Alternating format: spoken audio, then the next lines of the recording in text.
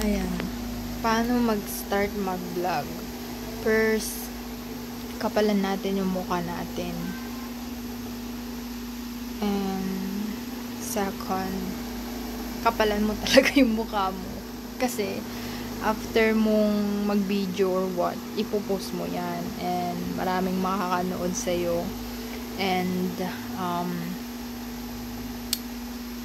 marami ding abangan mo na yung mga magko-comment ng mga ano-ano. Or, both side naman, good and bad. Diba? So, ngayon, simulan na natin mag-vlog. Yung vlog natin is about magtutupi ako. Charis, ano daw? Hindi ko alam. Kung ano-ano na